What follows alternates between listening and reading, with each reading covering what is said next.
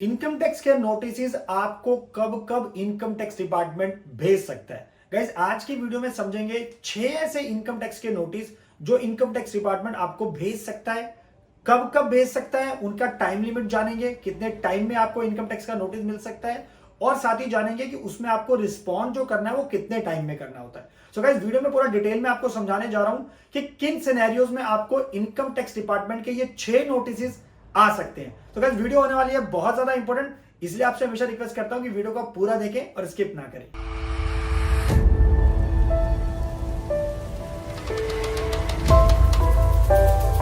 नमस्कार, मैं दीपक बैसला आपका स्वागत करता हूं हमारे YouTube चैनल पर। और दोस्तों हमेशा आपसे रिक्वेस्ट करता हूं कि प्लीज वीडियोस को लाइक करें, शेयर करें, ज्यादा से ज्यादा कमेंट करें, क्योंकि जितना वीडियोस को लाइक और शेयर करेंगे उतना दोस्तों हमें मोटिवेशन मिलेगा और हम आपके लिए अच्छा कंटेंट लाते रहेंगे। और अगर बाकी इन सोशल मीडिया प्लेटफॉर्म पे आपने हमें फॉलो नहीं करा है तो सबका लिंक डिस्क्रिप्शन में डाल दिया है, क्लिक करके ज्वाइन जरूर कर लेना, क्योंकि वहां पे आपको मिलेंगी अपडेट्स फाइनेंस और टैक्सेशन की डेली। तो दोस्तों सबसे पहले हमारे पास है 143(1) का इंटीमेशन, या उसको हम कहते हैं इंटीमेशन लेटर या फिर नोटिस भी उसको कह देते हैं। गाइस ये जो इंटीमेशन का लेटर है ये इनकम टैक्स डिपार्टमेंट पहले समझते हैं कब भेजता है। देखिए जब भी आपने आईटीआर फाइल करी है तो इनकम टैक्स डिपार्टमेंट आपकी आईटीआर जो आपने फाइल करी है और इनकम टैक्स डिपार्टमेंट के पास जो डेटा अवेलेबल है उन दोनों को मैच करता है और उसके बेसिस पे उन दोनों को रिकंसाइल करके ये 143(1) का इंटीमेशन लेटर या नोटिस आपको भेजता है। सो देखिए अगर किसी के पास 143(1) का आता है तो इट मींस आपकी इनकम टैक्स जो रिटर्न है उसको इनकम टैक्स डिपार्टमेंट ने प्रोसेस कर दिया। अब प्रोसेस करते वक्त उसमें इनकम टैक्स डिपार्टमेंट क्या क्या मेंशन करता है। इनकम टैक्स डिपार्टमेंट जैसे मैंने बताया मेंशन करता है कि आपने कितनी इनकम दिखाई और इनकम टैक्स डिपार्टमेंट ने कितनी निकाली।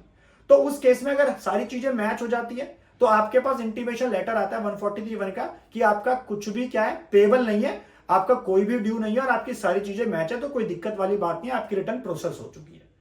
सेकंड आपका इसके अंदर होता है कि अगर आपने कुछ भी आईटीआर में शो करा और इनकम टैक्स डिपार्टमेंट ने जो निकाला टैक्स वो आपका ज्यादा निकाल दिया, तो उस केस में इनकम टैक्स डिपार्टमेंट उस इंटीमेशन लेटर में मेंशन करेगा कि आपकी लायबिलिटी आती है, आपकी जो आपको टैक्स एक्स्ट्रा पे करना है, आपकी डिमांड निकल के आई है। और दोस्तों तीसरा केस हो सकता है कि आपने कोई रिफंड क्लेम कराओ और वो आपने जो है कम क्लेम किया है, आपका ज्यादा रिफंड आ रहा है, तो दैट मींस आपकी आईटीआर में जो है रिफंड आ रहा है बेसिकली। तो आपने कोई आईटीआर फाइल करी उसमें रिफंड आ गया। जैसे सैलरी वाले केसेस में क्या होता है, जिसने भी अपनी आईटीआर फाइल करी होती है अगर उसका रिफंड है तो ऑब्वियसली उसको रिफंड की आईटीआर जो फाइल हुई है उसके बेसिस पे उसको 143(1) का जो नोटिस आएगा उसमें मेंशन होगा लेटर में कि आपका रिफंड है। सो इन 203 सिनेरियोज के अंदर कि आपने कोई भी कुछ भी पेबल नहीं है या आपकी कोई डिमांड नहीं है या फिर आपका कुछ भी ड्यू नहीं होता है। सो ये तो मैंने बता दिया कि 143(1) बेसिकली क्या लिखा होता है उसके अंदर। अच्छा, इनकम टैक्स डिपार्टमेंट इसको कब भेज सकता है। देखिए जब आपने आईटीआर फाइल करी है तो उस आईटीआर फाइल करने के जिस साल में अपनी आईटीआर फाइल करी है उस फाइनेंशियल ईयर एंड से लेके 9 महीने के अंदर, यानी with in 9 months from end of the relevant assessment year in which ITR is filed, ये लॉ की लैंग्वेज है। अच्छा, अब बात करते हैं इसके रिस्पॉन्ड की कि आपको कितने दिन के अंदर रिस्पॉन्ड करना होता है। देखिए यूजुअली आपको 30 डेज के अंदर ऑनलाइन जाके इनकम टैक्स के पोर्टल पे लॉगिन करके इसका रिस्पॉन्ड करना होता है और यूजुअली वैसे लिखा होता है लेटर के अंदर कि आपको कितने दिन के अंदर रिस्पॉन्ड करना है। यानी कि अगर आपकी कोई डिमांड आई है तो आप उससे एग्री करते हैं, डिसएग्री करते हैं, अकॉर्डिंगली आपको रिस्पॉन्ड करना होता है। अगर आपको कोई रिफंड आया है तो आपके अकाउंट में रिफंड क्रेडिट हो जाता है। अब बात करते हैं सेकंड नोटिस की, जिसको हम कहते हैं सेक्शन 139(9) का नोटिस, यानी कि डिफेक्टिव आईटीआर। यानी कि आपने कोई भी अपनी आईटीआर फाइल करी और उसके अंदर कुछ एरर आ गई, इनकम टैक्स डिपार्टमेंट ने कैलकुलेशंस जो थी वो मिसमैच आ गई या आपने आईटीआर 1 की जगह आपने आईटीआर 2 फाइल कर दिया, तो कुछ एरर्स की वजह से अब आपको क्या करना पड़ेगा, डिफेक्टिव आईटीआर का नोटिस आ गया 139(9) का, जिसके अंदर आपको रिवाइज आईटीआर फाइल करनी पड़ेगी। या इसका मैं दूसरा एग्जांपल दूं, मान लो आपने कोई एचआरए की एग्जम्पशन क्लेम कर लिया अपनी सैलरी की इनकम के अंदर से, तो आपने आईटीआर में शो कर दी लेकिन आपने उसका ब्रेकअप नहीं दिखाया, तो उस केस में ये नोटिस 139 का आपके पास आ सकता है। या फिर मैं कह सकता हूं कि आपने किसी इनकम का टीडीएस क्लेम कर लिया लेकिन उस इनकम को आपने दिखाया नहीं। जैसे कि मान लो आपने 1 साल के अंदर 2 एम्प्लॉयर के पास जॉब करी, तो आपने एम्प्लॉयर 1 की जो सैलरी है, इनकम है, उसको आईटीआर में नहीं दिखाया, उसका टीडीएस क्लेम कर लिया। सो उस केसेस में ये आपके पास डिफेक्टिव रिटर्न 139(9) का जो है नोटिस आ सकता है। अच्छा, अब ये नोटिस इनकम टैक्स डिपार्टमेंट कितने दिन में इशू कर सकता है। गाइज आपका इसका सेम टाइम है जो हमारा 143(1) का था, यानी कि with in 9 months from end of the relevant assessment year in which return is filed. अच्छा, कितने टाइम में आपको इस नोटिस का रिप्लाई करना होता है? यूजुअली 15 डेज के अंदर आपको रिस्पॉन्ड करना होता है ऑनलाइन इनकम टैक्स के पोर्टल पे। दोस्तों, अब पहले जैसा ऑफलाइन सिस्टम नहीं रहा है, अब आपको हर चीज जो है इनकम टैक्स के नए पोर्टल पे जाके लॉग इन करके उसका रिप्लाई वहीं पे ऑनलाइन फाइल करना होता है। और मैं आपसे रिक्वेस्ट करूंगा कि आप ये खुद गलती ना करें। अगर आपको प्रॉब्लम हो रही है, नहीं आता है, तो आप किसी प्रोफेशनल की हेल्प ले सकते हैं। सो आप हमारी टीम से भी बात कर सकते हैं। इनकेस अगर आपको कुछ भी कंसल्टेंसी चाहिए तो नीचे नंबर पे कॉल कर सकते हैं। और वैसे इसका नोटिस का जो पीरियड का टाइम होता है वो आपको मेंशन होता है। डिफेक्टिव रिटर्न का जो नोटिस आएगा आपको उसमें मेंशन होगा कि कितने दिन में आपको रिस्पॉन्ड करना। अब बात करते हैं तीसरे नोटिस के बारे में, सेक्शन 142, जो कि कहता है इंक्वायरी का नोटिस है आपके स्क्रूटनी असेसमेंट से पहले। इसका मतलब स्क्रूटनी के नाम से लोग काफी घबरा जाते हैं कि स्क्रूटनी होने वाली है। देखिए, स्क्रूटनी असेसमेंट से पहले का नोटिस आता है 142 का। इसका मतलब आपसे इनकम टैक्स डिपार्टमेंट क्लैरिफिकेशन पूछ सकता है नोटिस भेज के कि भाई आप ये बताइए कि आपने आईटीआर क्यों नहीं फाइल करी। इसका मतलब इनकम टैक्स डिपार्टमेंट के पास इंफॉर्मेशन है कि आपने जो है, आपकी जो इनकम थी वो बेसिक एग्जम्पशन लिमिट से ज्यादा थी। यानी कि आपकी कुछ ऐसी इनकम थी जो एआईएस टीआईएस में शो हो रही थी। मान लो आपको कोई एफडी का इंटरेस्ट था जो कि आपका बेसिक एग्जम्पशन लिमिट से ज्यादा था, यानी कि आपकी टोटल साल की इनकम 2.5 लाख 3 लाख से ज्यादा थी, फिर भी आपने आईटीआर फाइल नहीं करी। और इनकम टैक्स लॉ इसके बारे में दोस्तों स्ट्रिक्टली कहता है कि आपकी इनकम अगर ज्यादा है बेसिक एग्जम्पशन लिमिट से, तो इनकम टैक्स लॉ के हिसाब से आपके लिए आईटीआर फाइल करना मैंडेटरी है। सो इस सिनेरियो में क्या होता है कि आपने आईटीआर फाइल नहीं करी तो इनकम टैक्स डिपार्टमेंट जो उसके पास इंफॉर्मेशन है, एआईएस के अंदर जैसे इंफॉर्मेशन है, टीआईएस की इंफॉर्मेशन है, दोस्तों आज के टाइम पे इनकम टैक्स डिपार्टमेंट के पास सारी जानकारी है। आपके पैन के बेसिस पे कितने बैंक अकाउंट है, कितने आपने एफडी करा रखी है, कितना आपने कैश जमा करा है, कितना आपने कैश निकाला है, और कितना सेविंग का इंटरेस्ट आया है, कितना एफडी का इंटरेस्ट आया है, कितने आपने शेयर्स बेचे हैं, कितने आपने म्यूचुअल फंड में इन्वेस्टमेंट करी है, कितने आपने प्रॉपर्टी बेची है। तो ये सारी इंफॉर्मेशन आज के डिपार्टमेंट में एआईएस टीआईएस यानी कि इनकम टैक्स डिपार्टमेंट के पास है। सो अगर आप ये गलती कर देते हो कि आपने आईटीआर फाइल नहीं करी, तो उस केस में इनकम टैक्स डिपार्टमेंट 142 का नोटिस आपको भेज सकता है। अच्छा, 142 का जो नोटिस है वो इनकम टैक्स डिपार्टमेंट कब भेज सकता है? देखिए, एज सच कोई टाइम लिमिट नहीं है। इसका मतलब इनकम टैक्स डिपार्टमेंट जब चाहे ये नोटिस आपको भेज सकता है अगर आपने आईटीआर फाइल नहीं करी है।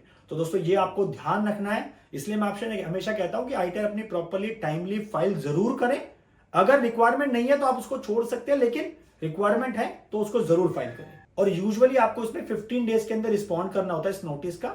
वैसे नोटिस के अंदर स्पेसिफिक मेंशन होता है कि आपको कितने दिन में रिप्लाई करना है। सो गाइस, फोर्थ है हमारे पास 143(2) का स्क्रूटनी नोटिस। अब ये दोस्तों किस लिए जाता है? देखिए, इनकम टैक्स डिपार्टमेंट इसको भेज सकता है इस नोटिस को अगर किसी पर्सन ने मान लो अपनी सैलरी की इनकम भर रखी है, तो उससे ये पूछा जाएगा कि भाई आपने जो अपनी इनकम शो करी है, आपने जो डिडक्शन क्लेम करी है, जो आपने एग्जम्पशन क्लेम करी है, उसकी करेक्टनेस और उसकी जेन्युइननेस कितनी हद तक सही है। इसका मतलब इनकम टैक्स डिपार्टमेंट अपने डेटाबेस के बेसिस पे, अपने रिस्क मैनेजमेंट प्रोसेस के बेसिस पे, यानी कि उनका जो रिस्क मैनेजमेंट का जो सिस्टम है उसके बेसिस पे अपने प्रोसेस के थ्रू क्या करता है, स्क्रूटनी के लिए किसी भी आईटीआर को सेलेक्ट कर सकता है। सो उनका अपना डेटाबेस है, उनका अपना एक्सपीरियंस है, जिसके बेसिस पे इनकम टैक्स डिपार्टमेंट रिटर्न को क्या करता है, सेलेक्ट करता है कि इसको जो है स्क्रूटनी का जो है नोटिस भेजा जाए। इसका मतलब स्क्रूटनी की असेसमेंट करने के लिए हमारे पास स्क्रूटनी का नोटिस सबसे पहले जाता है 143(2) के अंदर। और इस नोटिस के साथ आपको पूरे क्वेश्चनीज की एक लिस्ट मिलती है। इसके अंदर काफी सारे क्वेश्चंस होते हैं जिसमें आपसे जो है काफी सारी डिटेल्स और डॉक्यूमेंट्स की मांग की जाती है। और हाँ, ये कब तक फाइनल होता है दोस्तों? जब तक इनकम टैक्स डिपार्टमेंट सेटिस्फाई ना हो जाए। इसका मतलब अगर आपने नोटिस का जवाब दिया, इनकम टैक्स डिपार्टमेंट सेटिस्फाई हो गया तो वेल एंड गुड है, नहीं हुआ तो आपको और जो बाकी डिटेल्स हैं डॉक्यूमेंट्स है वो आपको एज एविडेंस वहां पे प्रूव करने पड़ेंगे, आपको वहां पे सबमिट करने पड़ेंगे। अच्छा, इस नोटिस को इनकम टैक्स डिपार्टमेंट कब भेज सकता है? देखिए, इनकम टैक्स लॉ के हिसाब से स्क्रूटनी असेसमेंट करने के लिए स्क्रूटनी का जो नोटिस है 143(2) का, वो आपको भेज सकता है 3 महीने के अंदर। कब से? From end of the relevant assessment year in which return is filed. इसका मतलब फाइनेंशियल ईयर 22-23 की आपने जो आईटीआर है वो 31 जुलाई 2023 को फाइल करी, असेसमेंट ईयर 23-24 में। सो 23-24 हमारा कब खत्म हुआ? 31 मार्च 2024 को खत्म हुआ, तो उसके एंड से 3 महीने यानी कि 30 जून 2024 तक आपके पास 143(2) का जो है स्क्रूटनी का नोटिस आ सकता है। यूजुअली आपको 15 दिन में रिप्लाई करना होता है इस नोटिस का, और वैसे आपके पास ज्यादातर जो है नोटिस में मेंशन होगा कि आपको विद इन 30 डेज या 15 डेज जो भी मेंशन होगा उस टाइम लिमिट में आपको रिस्पॉन्ड करना है ऑनलाइन। और गाइस पांचवा जो कि सबसे ज्यादा इंपॉर्टेंट इनकम टैक्स का नोटिस है सेक्शन 148 का इनकम एस्केपिंग असेसमेंट।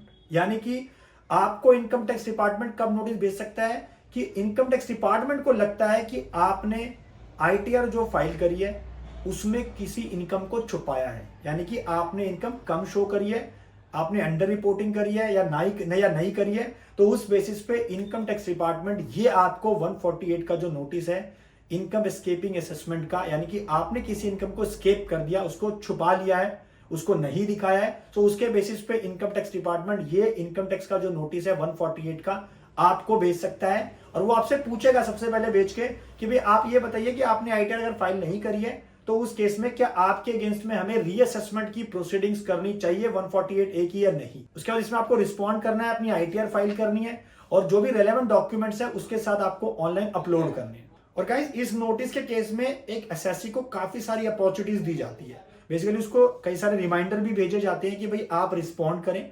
अगर देखिए एसएससी रिस्पॉन्ड करता है टाइमली किसी प्रोफेशनल की हेल्प से तो उस केस में कोई दिक्कत नहीं है। अगर इनकम टैक्स ऑफिसर या फिर असेसिंग ऑफिसर जो है वो सेटिस्फाई होता है, आपने जो इन्फॉर्मेशन दी उसके बेसिस पे सेटिस्फाई है, तो उस केस में आपके अगेंस्ट में फिर 148 की जो इनकम एस्केपिंग की जो असेसमेंट है, यानी कि जो भी 148 का ऑर्डर होना है वो आपके अगेंस्ट में उसको डिस्पोज कर देगा, यानी कि आगे की प्रोसीडिंग आपके अगेंस्ट में कैंसिल हो जाएगी। सो इस केस में ये भी प्रोसीडिंग है, तो इसलिए आपसे कहता हूं हमेशा कि किसी प्रोफेशनल की आप हेल्प लो जब आपको इस तरह की प्रॉब्लम होती है। 148 का जो इनकम एस्केपिंग असेसमेंट का जो नोटिस है इनकम टैक्स डिपार्टमेंट उसको कब भेज सकता है? अगर आपकी टोटल इनकम 50 लाख से कम है किसी भी एक रेलेवेंट असेसमेंट ईयर या फाइनेंशियल ईयर में कह सकता हूं, सो उस केस में अगर टोटल इनकम उसकी 50 लाख से कम है तो ये नोटिस आपको 3 साल के अंदर आ सकता है from end of the relevant assessment year, यानी कि उस असेसमेंट ईयर एंड से लेके आपको 3 साल के अंदर ये नोटिस रिसीव हो सकता है, इन 3 साल में कभी भी। अच्छा सर ये बताइए कि अगर मेरी टोटल इनकम 50 लाख से ज्यादा है तो क्या होगा?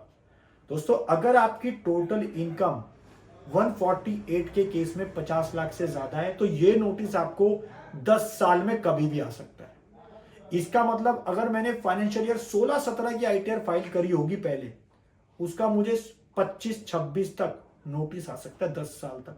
कई सारे लोगों का क्वेश्चन था, कई सारे लोगों ने क्वेश्चन पूछा कि सर इनकम टैक्स डिपार्टमेंट जो है कब तक नोटिस भेज सकता है, कब तक नोटिस भेज सकता है? तो इनकम टैक्स डिपार्टमेंट जो है इस वाले केस में 148 के केस में इनकम एस्केपिंग असेसमेंट के केस में स्पेसिफिक केस के अंदर आपको जो है नोटिस भेज सकता है 10 साल के लिए, 10 साल में कभी भेज सकता है। और यूजुअली इसके नोटिस का आपको रिप्लाई करना होता है 30 डेज के अंदर। वैसे आपको जो नोटिस मिलेगा उसमें स्पेसिफिक टाइम लिमिट मेंशन होती है कि आपको कितने दिन में रिस्पॉन्ड करना है ऑनलाइन। अब गाइस बात करते हैं last but not the least section 245 का एडजस्टमेंट का नोटिस। ये दोस्तों आपको उस केस में आता है जब आपकी कोई भी पेंडिंग डिमांड पड़ी हुई थी और आपका अभी रिफंड जो है वो ऑर्डर हो गया। लेट्स सपोज मैं बात करता हूं फाइनेंशियल 19-20 का आपका कोई केस चला था इनकम टैक्स डिपार्टमेंट में और उसमें आपकी डिमांड थी 1 करोड़ रुपए की, और आपने करंट फाइनेंशियल ईयर 22-23 की आईटीआर फाइल करी जिसमें आपका रिफंड बन गया 10 लाख रुपए का। तो उस केस में आपको रिफंड ना देकर इनकम टैक्स डिपार्टमेंट क्या करता है, सेक्शन 245 का नोटिस भेज देता है कि भैया ऐसा है, आपकी जो डिमांड है पुराने वाली उसके साथ आपका रिफंड को एडजस्ट कर रहे हैं। यानी कि इसका मतलब आप हमें दोगे और हमें आपसे लेना है तो पहले एडजस्ट कर लेते हैं। तो ये एडजस्टमेंट का जो नोटिस है सेक्शन 245 का इशू होता है अगर आपको कोई पुराने सालों में कोई भी डिमांड पड़ी हुई है, कोई एरियर है जो आपको पे करना है इनकम टैक्स डिपार्टमेंट को। और दोस्तों अपने अपने लॉग इन करके जरूर देख लेना, कई सारे लोगों को पता ही नहीं है। अगर मैं पुराने सालों में प्रैक्टिकली हम लोग एक्सपीरियंस करते हैं, उनके पिछले 3-4 साल पहले के केसेस के अंदर कुछ ना कुछ डिमांड शो रखी होती है। तो प्लीज आप लॉग इन करके जरूर देख लें कि पुराने 5-6 सालों में आपकी कोई डिमांड तो नहीं है, कि अगर वो होगी और कल को आप रिफंड डालो तो वो रिफंड आपका उसके बाद एडजस्ट हो जाएगा। तो इस चीज की आप ध्यान रखना। सो गाइस वीडियो में मैंने डिटेल में आपको समझाने की कोशिश करी कि आपको ये 6 इनकम टैक्स के नोटिस कब कब आ सकते हैं। आशा करता हूं कि वीडियो आपको पसंद आई होगी और इस वीडियो ने आपको कुछ ना कुछ एक सॉल्यूशन प्रोवाइड किया होगा। इसे दोस्तों वीडियो को लाइक करें, शेयर करें, और अगर आपने अभी तक हमारा यूट्यूब चैनल सब्सक्राइब नहीं करा है तो नीचे लाल बटन को दबाएं ताकि ऐसे वीडियो आपको टाइम पे मिलती रहे।